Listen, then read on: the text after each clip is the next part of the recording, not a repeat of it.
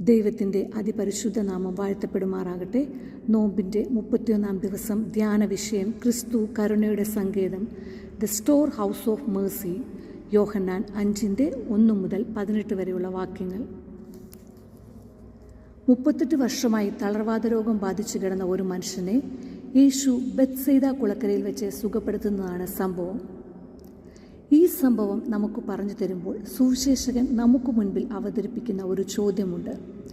യേശു 38 വർഷമായ തളർവാദ രോഗിയോട് ചോദിക്കുന്നു, സുഖം പ്രാപിപ്പാൻ നിനക്ക് മനസ്സുണ്ടോ?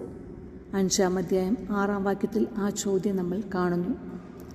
ആദ്യത്തെ കേൾവിയിൽ വേണമെങ്കിൽ ഒരു മണ്ടത്തര ചോദ്യമെന്ന് നമ്മൾക്ക് തോന്നാം.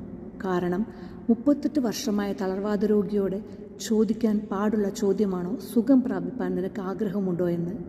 യേശുവിൻ്റെ ഈ ചോദ്യത്തിന് ആ മനുഷ്യൻ പറയുന്ന ഉത്തരത്തിൽ നിന്ന് യേശുവിൻ്റെ ഈ ചോദ്യത്തിൻ്റെ പ്രസക്തി മനസ്സിലാകുന്നത്, സുഖം പ്രാപിപ്പാൻ നിനക്ക് ആഗ്രഹമുണ്ടോ എന്ന ചോദ്യത്തിന് ഈ മനുഷ്യൻ ഉത്തരം അതെ എന്നോ ഇല്ല എന്നോ അല്ല, മറിച്ച് അദ്ദേഹം പറയുന്നത് ഒരു പരാതിയാണ്.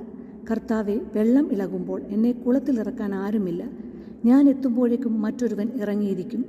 തൻ്റെ ചുറ്റുമുള്ള സാഹചര്യങ്ങളെക്കുറിച്ച്, തൻ്റെ ചുറ്റുമുള്ളവരെക്കുറിച്ചുള്ള പരാതിയാണ് സുഖം പ്രാപിപ്പാൻ ആഗ്രഹമുണ്ടോ എന്നുള്ള ചോദ്യത്തിന് ഉത്തരം പറയുന്നത്.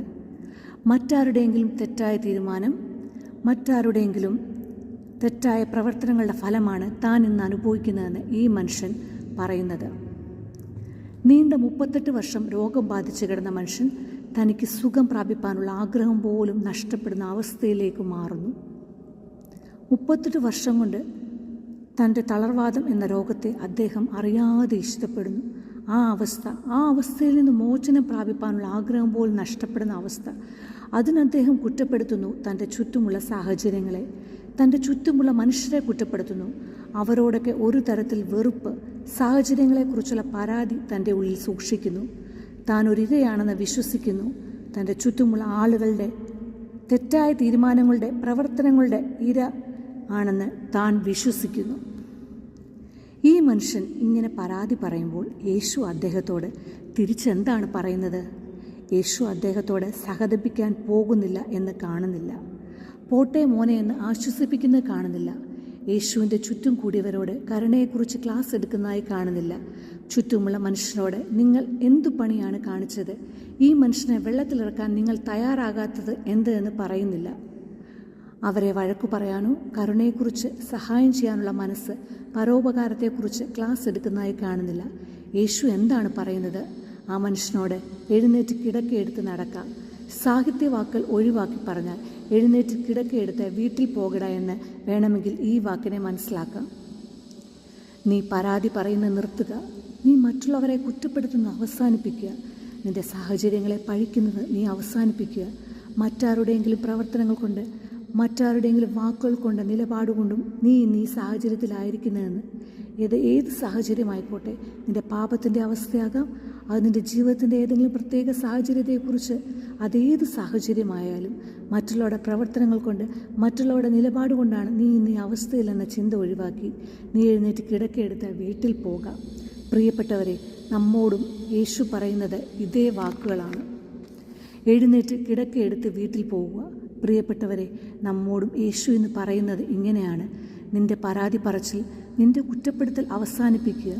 നീ ഇന്ന് ആയിരിക്കുന്ന നിൻ്റെ സാഹചര്യങ്ങൾ, നിൻ്റെ ജീവിത പങ്കാളി നിന്നെ വേണ്ട രീതിയിൽ ബഹുമാനിക്കാത്തതുകൊണ്ട്, വേണ്ട രീതിയിൽ സപ്പോർട്ട് ചെയ്യാത്തതുകൊണ്ട് എന്ന് നീ വിശ്വസിക്കുന്നുവെങ്കിൽ നിൻ്റെ പരാതി പറച്ചിൽ അവസാനിപ്പിക്കുക. നിൻ്റെ മാതാപിതാക്കൾ എന്തെങ്കിലും ചെയ്തിട്ടാണ് നീ ഇന്ന് ഈ അവസ്ഥയിലായിരിക്കുന്നതെന്ന് നീ വിചാരിക്കുന്നുവെങ്കിൽ അവരെക്കുറിച്ചുള്ള കുറ്റപ്പെടുത്തൽ നീ അവസാനിപ്പിക്കുക. മറ്റാരുടെയെങ്കിലും തെറ്റായ തീരുമാനം, പ്രവർത്തനമാണ് ഞാനിന്ന് അനുഭവിക്കുന്നത് എന്നുള്ള എൻ്റെ പരാതി ഞാൻ ഒഴിവാക്കിയാൽ, ഞാൻ നിർത്തിയാൽ അവിടെയാണ് എനിക്ക് രക്ഷ ആരംഭിക്കുന്നത്, എനിക്ക് സൗഖ്യം ആരംഭിക്കുന്നത്. 2 കാര്യങ്ങൾ ഇവിടെ നമ്മൾ വിശ്വസിക്കണം. യേശുവിൻ്റെ വാക്കുകൾ വിശ്വസിക്കണം. യേശു എനിക്ക് തരുന്ന സൗഖ്യത്തിൽ വിശ്വസിക്കണം. യേശു എനിക്ക് തരുന്ന കഴിവിൽ, യേശു എനിക്ക് തരുന്ന നന്മയിൽ നാം വിശ്വസിക്കണം. ഈ വിശ്വാസം കൂടിച്ചേരുമ്പോൾ അവിടെയാണ് എനിക്ക് സൗഖ്യം ലഭിക്കുന്നത്. ഈ മനുഷ്യൻ മുന്നോട്ട് സൗഖ്യം പ്രാപിച്ച് ജീവിക്കുമ്പോൾ വീണ്ടും നമ്മൾ കാണുന്നു, ഇദ്ദേഹത്തിന് ചുറ്റുമുള്ളവർ ഇദ്ദേഹത്തെ പ്രോത്സാഹിപ്പിക്കാൻ ഒരിക്കലും ശ്രമിക്കുന്നില്ല. ഇദ്ദേഹത്തിന് ചുറ്റുമുള്ളവർ വീണ്ടും അദ്ദേഹത്തെ തളർത്താൻ ശ്രമിക്കുകയാണ്. സുഖം പ്രാപിച്ച മനുഷ്യനോട് 10-ാം വാക്യത്തിൽ കാണുന്നു, യഹൂദന്മാർ പറയുന്നു, ഇന്ന് ശാബത്ത് ആകിയാൽ കിടക്ക ചുമക്കുന്നത് നിഷിദ്ധമാണെന്ന്. ഇദ്ദേഹം സൗഖ്യം പ്രാപിച്ച് കിടക്കയെടുത്ത് ഈ യേശുവിൻ്റെ വാക്ക് വിശ്വസിച്ച് തൻ്റെ കഴിവിൽ, തൻ്റെ നന്മയിൽ വിശ്വസിച്ച് പരാതി പറച്ചിൽ നിർത്തി ജീവിതത്തിൻ്റെ പുതിയ ഘട്ടത്തിൽ സൗഖ്യത്തിലേക്ക് കടക്കുമ്പോൾ അദ്ദേഹത്തിനെ കാണുന്ന യഹൂദർ അദ്ദേഹത്തെ കുറ്റപ്പെടുത്തുന്നു. അദ്ദേഹത്തെ കാണുന്ന ചുറ്റുമുള്ളവർ അദ്ദേഹത്തെ കുറ്റപ്പെടുത്തുന്നു, നിരുത്സാഹപ്പെടുത്തുന്നു. പ്രിയപ്പെട്ടവരെ, സൗഖ്യത്തിൻ്റെ ജീവിതം നയിക്കാൻ നാം തുടങ്ങുമ്പോൾ, യേശു നൽകുന്ന രക്ഷയുടെ ജീവിതം നയിക്കുമ്പോൾ നമുക്ക് ചുറ്റുമുള്ളവർ വീണ്ടും നമ്മെ കുറ്റപ്പെടുത്തും, നിരുത്സാഹപ്പെടുത്തും, വീണ്ടും നമ്മളെ ഇരയാക്കാൻ ശ്രമിക്കും. പക്ഷേ നമ്മൾ ആരുടെയും ഇരകൾ ആകേണ്ടവരല്ല. നമ്മൾ കർത്താവിൻ്റെ മക്കളാണ്. അതുകൊണ്ട് ഇരയായി ജീവിക്കേണ്ടതല്ല, നമ്മൾ യജമാൻ്റെ കൂടെ ജീവിക്കേണ്ടവരാണ്. യേശുവാണ് എൻ്റെ ജീവിതത്തിൻ്റെ നാഥൻ. എൻ്റെ ജീവിതത്തിൻ്റെ നാഥനായ യേശുവിനെ കൂട്ടുപിടിച്ച് ധൈര്യമായി മുന്നോട്ട് പോകാൻ, എൻ്റെ സ്വന്തം നന്മകളിൽ കഴിവിൽ വിശ്വാസമർപ്പിച്ച് സൗഖ്യത്തിൻ്റെ ജീവിതം നയിക്കാൻ, രക്ഷയുടെ ജീവിതം നയിക്കാൻ, യേശു നൽകുന്ന രക്ഷ മറ്റുള്ളവരുമായി പങ്കുവയ്ക്കുവാൻ ഉള്ള കൃപയ്ക്കായി നമുക്ക് പ്രാർത്ഥിക്കാം. അലസത എന്ന മൂലപാപത്തെ ജീവിതത്തിൽ നിന്ന് മാറ്റിക്കളഞ്ഞുകൊണ്ട് ഉത്സാഹം എന്ന പുണ്യത്തിൽ വളരാനായി നമുക്ക് ശ്രമിക്കാം. ദൈവം എല്ലാവരെയും അനുഗ്രഹിക്കുമാറാകട്ടെ.